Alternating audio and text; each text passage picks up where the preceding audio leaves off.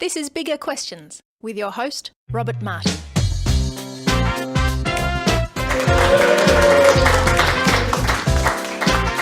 Welcome to Bigger Questions, recorded live in Melbourne's CBD. Today's big question: how can I believe that there is more than this? My guest today is James Garth. James is an aeronautical engineer with over 15 years' experience. He's also a fellow of ISCAST, an organisation for Christians in science, and he joins me now. Please welcome James Garth.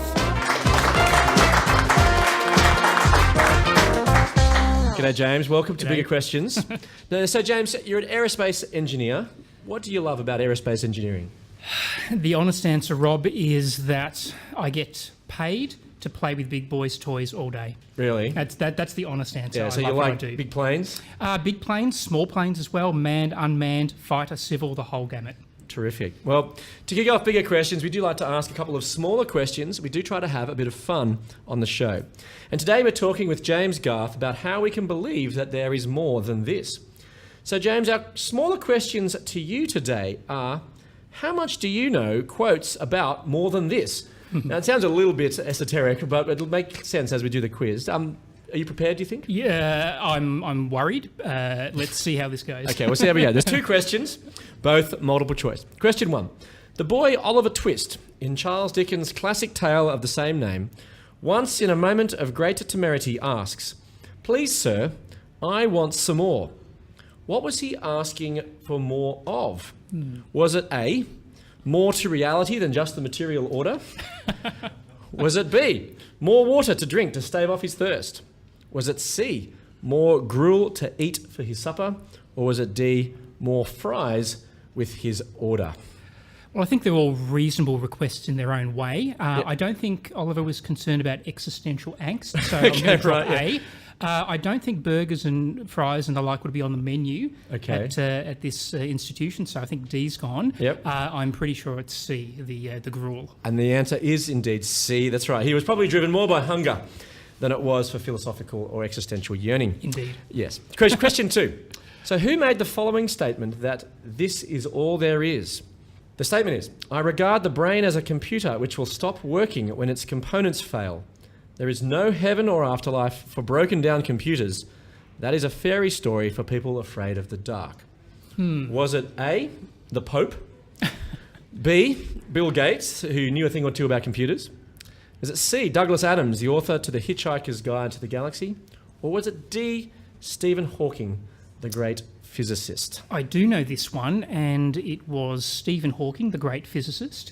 The answer indeed is D, Stephen Hawking, the great physicist. So congratulations, James. You got 2 out of 2 of our smaller questions right. Big hand. Yay. For James. James, many in our world believe, like Stephen Hawking, that this is all there is. There is nothing beyond what I can taste, see and touch. And when we die, there's no afterlife, no nothing. Now, there's an element of reasonableness to that, do you think? What you see is what you get? On the surface, yes, but immediately you raise the question, well, what can I see? Is that all there is? We know now from science that about 0.03% of the electromagnetic spectrum is in the visible range. So we already know there's a lot of stuff that we actually physically can't see, but that is real. Yeah. Okay, so the moment you start asking these deeper questions from science, questions of what you can observe and measure become a lot more complicated. But we can measure them though, can't we? Like in some ways there's a sense I can You observe it. can rephrase the question that way. Although things like quantum mechanics in the 20th century have actually changed the way we view the limits of measurement. You can measure some things about a particle, its position, but not its momentum. You might measure its momentum, but not its position. And you can't measure these things at the same time. So there's actually limits within the structure of the universe itself to what we can measure. Okay. This is quite sobering, actually. Yeah, okay. Well, prominent American atheist Paul Kurtz wrote an article, Why I Am Skeptical About Religious Claims. Now, he was skeptical because he thought something transcendent, like God, did not explain the world we encounter. Now, skepticism is doubt as to the truth of something. So do you think that skepticism or a form of doubt is reasonable? Well, it depends what the skepticism is. I think at its finest, skepticism is a form of rational inquiry about the world and constructively asking questions and seeking evidence. And I think that is a good thing. I think it's actually an intellectually honest thing. So if I want to be intellectually honest about my worldview, I ought to ask these sort of questions. But I might just pick up on Paul Kurtz's quote there about a transcendent not being a good explanation for the universe. Now, I would argue that this is a judgment that he's made, a metaphysical judgment that goes beyond physics. But I might form a different response. I might, if I defined God as Thomas Aquinas did, as a prime mover, the first cause, a necessary state of being that undergirds the universe, a source of perfection and embodiment of the good, and a formidable intelligence that actualizes the universe and the laws of the universe and instills order and design into it. Well, I kind of think that such a being would be a very good explanation for the universe and what we see around us. Is doubt, though, just as a way of living or a way of engaging the Lord, is that reasonable? Well, I think there can be different types of doubt. I think the doubt that many of us are familiar with is a feeling of being uncomfortable with uncertainty.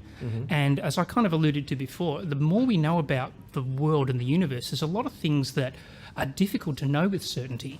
So this just seems to be the way life is. And I think if we're intellectually honest, we'll acknowledge that. I think there can be another form of doubt whereby you lose confidence in a person or a cause. And that form of doubt, I think it's kind of like doubting the abilities of your football coach. Right. If you do that, and you might develop a more critical or hostile mindset, it probably isn't going to turn out well for the coach. Yeah. So when you know that a coach is in trouble is when the board gives full confidence. Yeah, absolutely. Yeah, we should be wary of anyone who has full confidence in the football because coach. we know they're going to get sacked. Yes, right. There's an element of doubt in their ability, I suppose. That's there. right. So Yeah. But I mean, you're an aerospace engineer, so you deal with certainty all the time, don't you? In the design phase, at a design review, you're not going to see a lot of certainty. In the early stages of conceptual design, you're very uncertain about the performance of your vehicle. So what you do is you dig deeper. You do calculations, theoretical calculations, you do tests on the design, you make some conservative assumptions, and you gain confidence gradually. But that doesn't necessarily mean you're certain about everything.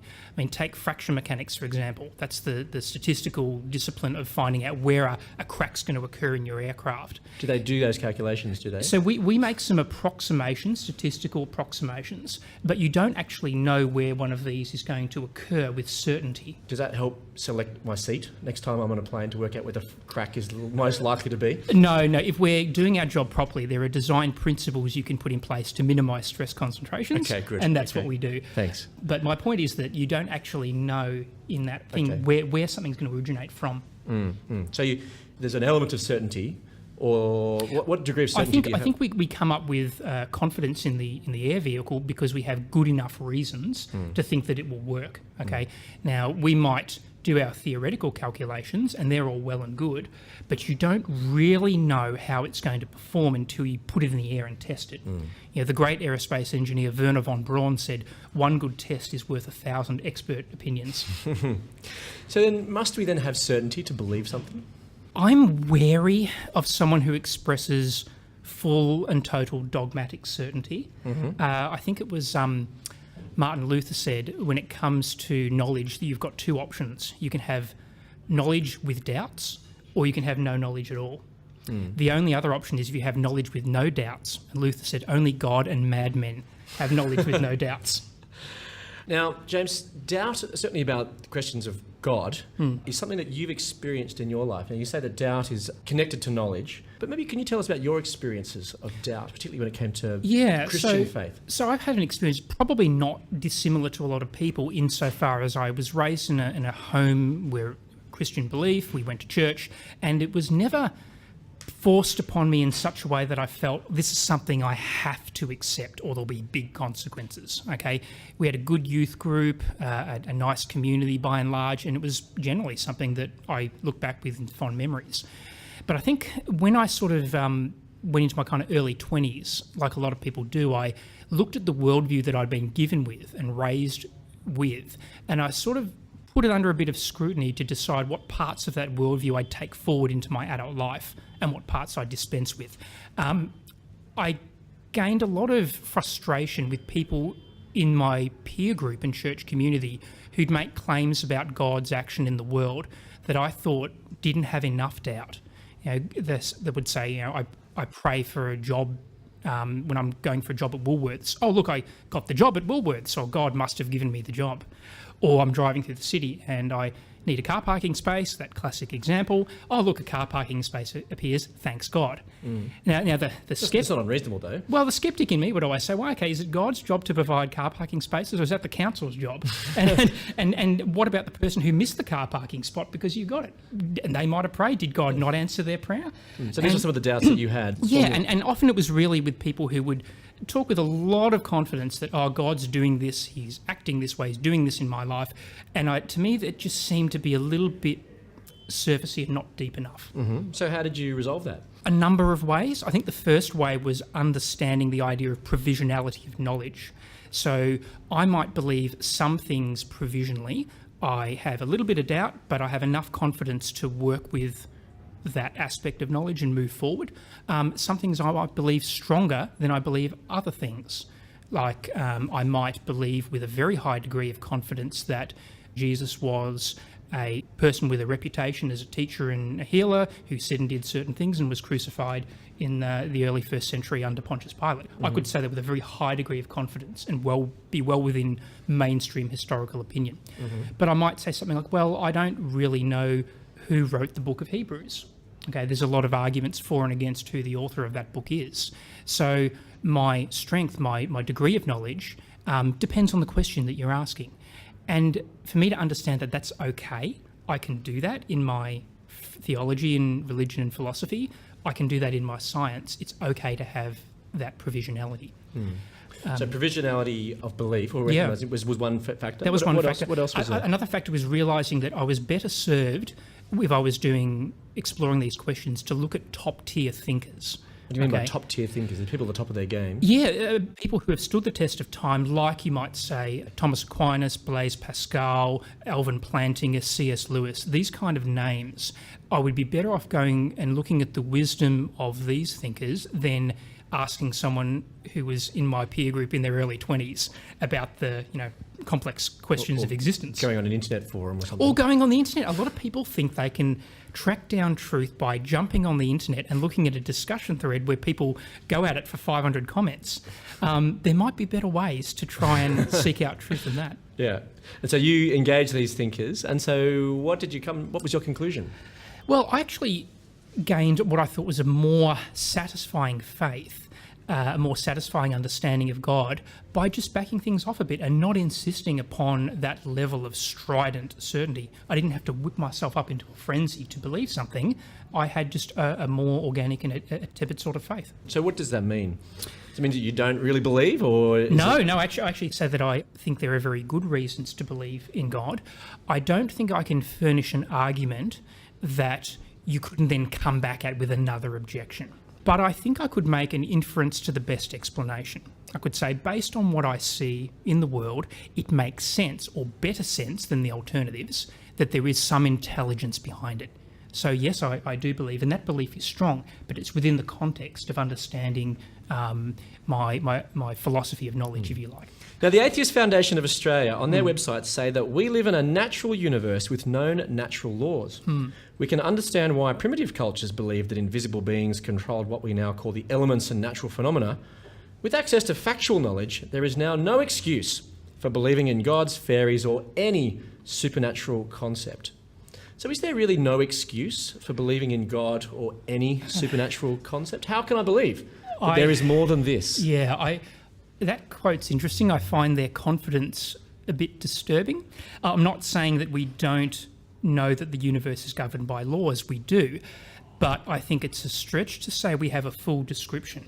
For example, in my field, the field of aerodynamics, turbulence is not understood mathematically yet. The thing is that we actually use approximations and models that work, that get us close enough without understanding the nitty-gritty. I mean, Feynman called this one of the greatest unsolved questions in physics. Is the problem of turbulence. Yeah, and this is one of maybe 80 questions that are fundamentally still not understood in physics. So you suggest that the Atheist Foundation perhaps have a little bit more confidence or certainty in their beliefs here than they perhaps warrant? I would argue they actually have a faith in the existence of a describable universe, but that faith is actually well grounded. We have good reasons to think that, but they're actually reaching beyond what we've actually discovered at this point in time. But I find the no excuse thing a little bit interesting too. I would kind of again push back and say you're proposing what's called a metaphysical naturalism worldview. What do you mean by that? It's a couple of long words. It is a mouthful. Metaphysical means beyond physics, okay? So if you hold to that view that this is all there is and there's nothing more, you often make a number of assumptions when you do that. You might make an assumption that the laws of the universe have held steady in their current state from the beginning of time. Okay, you might make that assumption even though that's not a scientifically provable assumption. So embedded in this whole philosophy, a lot of things that are very much up for debate. So, but basically they're asserting that there is nothing more than this. So how can I believe that there is more than just what we see, taste, on a very simple level, we know that there are. Again, the concept of a law is not something that's material. You can't reach out and touch it. You might find things in mathematics like imaginary time or Hilbert space or fluctuating wave particle properties. All of these things are not really mass energy quantities per se. They're something more sort of abstract or conceptual. So that might be a gateway into thinking about things beyond the material. In terms of there being a overriding super intelligence that undergirds things, I think there are good reasons for that. We might look at things like the rational tractability of the universe. What does that mean? It means the universe is orderly and law-like and you can understand it. It's not capricious or... So how does that mean that you have a super intelligence? Well, Newton actually had an interesting spin on this. He postulated that if he were God and made a world, he would make it with law-like behaviour. He would make it in such a way that it operated in a regular, reliable way. And this was indeed what he observed with the world around him. So he thought that whatever had brought the universe into being was in some sense a mind like his. So that this idea of there being an intelligence or a mind has what I call explanatory power, explanatory scope, it's elegant, and it makes a minimal number of assumptions.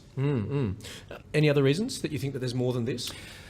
I think you can constructively look at the course of the actions of the divine in human affairs, something like the life of Christ and the origins of the Christian movement. You might look at what's called the numinous, which I think is the presence of some greater reality, some otherness. And I mean, I've had a handful of those experiences, and a lot of people throughout history have written very eloquently about this. And I think these numinous moments are pointers. They are something that point beyond themselves to something more. You're a pretty rational guy, having numinous experiences. Hopefully. And this is interesting. Like, I go out of my way not to have them because I don't like emotional manipulation. Right. And so I know some people from a kind of charismatic strand might say, cultivate an environment where you can sense the presence of something more. And I don't object to that, but I get a bit queasy when I feel like I'm being manipulated. That's just my personality. But the experiences that I've had where I've sensed the presence of something awe-inspiring, overwhelming, powerful, these have occurred largely unasked for and unsought for, but they often occur in a specific theistic context, like I might be dwelling in private prayer, or I might be looking at the roof of a cathedral or something like that. Some of these things contextually occur in an interesting way, and I find reductionist explanations of them to be not particularly enlightening or helpful. Okay. Today's big question is, how can I believe that there is more than this? And as we've alluded to before, the Bible also offers a response to this question. Indeed, in chapter 9 of the Gospel of Mark, which is one of the 4 biographies of Jesus' life that we have, Jesus encounters an argument between his disciples and the teachers of the law. A boy has an evil spirit, but Jesus' disciples can't drive it out. And Jesus arrives in verse 19 and he's critical of the lack of belief of the people, where he says, "You unbelieving generation." So, James, why do you think that they lacked belief? I'll lead off by saying that this community, this man in the story, didn't have access to all of the Wikipedia pages on epistemology of knowledge that you and I might have access to. So which is very reliable. He couldn't trawl through the editor's comments. Yeah. And so he's trying to do the best he can, make sense of the world in the best way possible. So who does he go to when his son is suffering from these disturbing fits? He's in a bit of a spiritual and physical crisis. Yeah. So he goes to the teachers of the law. And what does Jesus find them doing? Arguing, having some debate. Okay? And the writer of Mark often uses examples to show the authority of this Jesus guy compared to the teachers of the law. If you've got people who are the leaders of the generation who are having these particular debates and criticisms, and they seem to be just missing the heart of what God is and how he cares for his people, is it any wonder that the generation is an unbelieving one? You know? So Christ steps into this conflict and he brings this moral gravitas that I think actually leaps out from the pages at you. And then they bring the boy to Jesus, and Jesus asks the boy's father how long he's been like this. And the father says, from childhood. And the father says to Jesus, but if you can do anything, take pity on us and help us. So do you think that this man, this boy's father, really believed that Jesus could heal his son? It's hard to know from the text, but it sounds to me that he was desperate, he was tired, and he'd been dealing with these fits and these problems for a long, long time. And as a father, I just resonate with him. I feel his exhaustion and anguish. Well, perhaps he didn't believe it, because Jesus, I think, goes on to highlight the father's lack of trust by repeating in the form of a question, if you can, and Jesus then goes on to say, everything is possible for the one who believes. Now, does this mean that if we just believe hard enough, we can do absolutely anything? Yeah, if you just believe hard enough, you can will yourself to be Superman and jump off the end of a building. I don't recommend that, by the way. Don't walk away. That's not a... We do not endorse that advice. Well, and why don't we exhaust isn't that what the Bible, isn't what Jesus is saying? If you just believe hard enough, we can do anything? Well, I think he's saying in the context of belief in me. Okay, so Christ is making some fairly audacious claims about his role and that God is, in a sense, incarnate within him, okay? You look at me, you can see what God is like. So if you place your faith in that person, in that object, then that's what is important rather than the fervency of your own belief. It's the object that's the important thing. Yeah. So what then is faith or belief? It depends on who you ask. And you'll see people put forward ways of describing faith that say it's a kind of leap in the dark, or there's the absence of any evidence, right? I think there are better, richer ways of explaining faith than that, and I think I would lean towards the side of it being a step of trust or confidence or commitment to or allegiance to a person or cause that calls for your own investment. So basically, Jesus is basically asking for people to sort of trust him. Absolutely, yeah. We often look at that and saying, okay, this is a context of a request for physical healing. This man is desperate and he wants a physical healing. But you can exercise faith in a whole lot of other ways, not just, making petitions for miraculous intervention. Well, the man's response, the boy's father, is then very interesting. Immediately the boy's father exclaimed, I do believe, help me overcome my unbelief.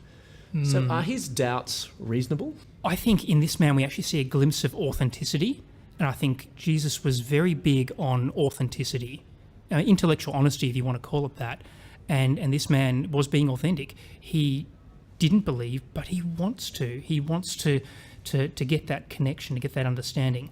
So I think now that he's got access to Jesus in front of him, that's probably a very good place for him to start.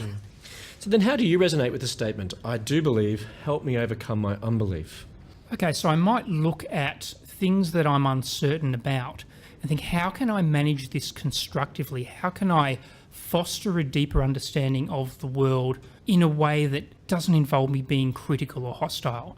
Okay, so helping with my unbelief is helping manage uncertainty, but also to seek out the best sort of arguments, the best sort of answers, and to learn to live with the limitations of my knowledge. Now, it's easy for this man to believe in Jesus because he was standing right in front of him. Is it hard to trust someone or something that you can't see right now? It's different. I don't have the same sort of trust in Jesus as his disciples did immediately after their experiences of him post-crucifixion. But I think you can still put your faith in his teachings based on the words that we have written. You can put your trust in Jesus by living according to his teachings. And I think that is something that we can definitely do today, even though we're separated by 2 millennia from him.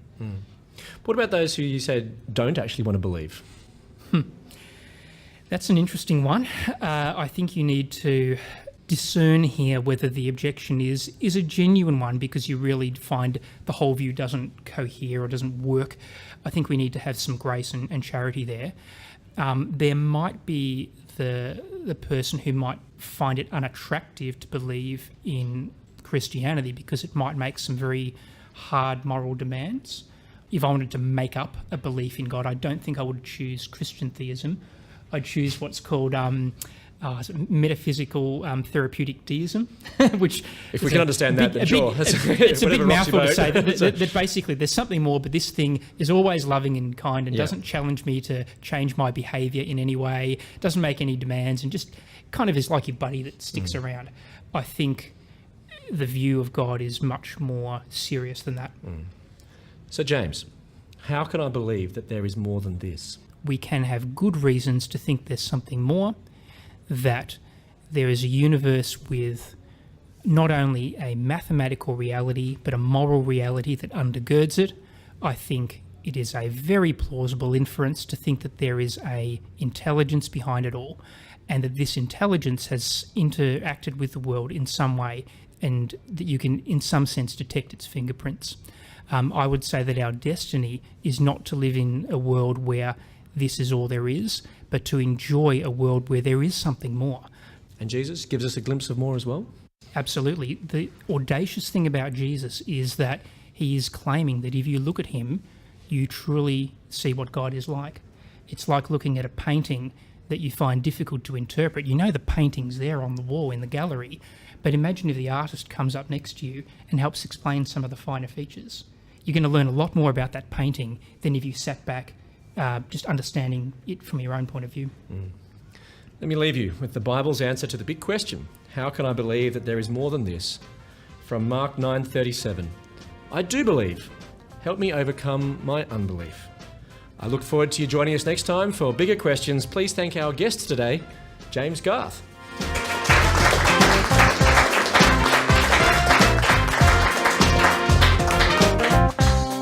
Thanks for listening to Bigger Questions. If you want to be part of the live audience or subscribe to the podcast, go to biggerquestions.org.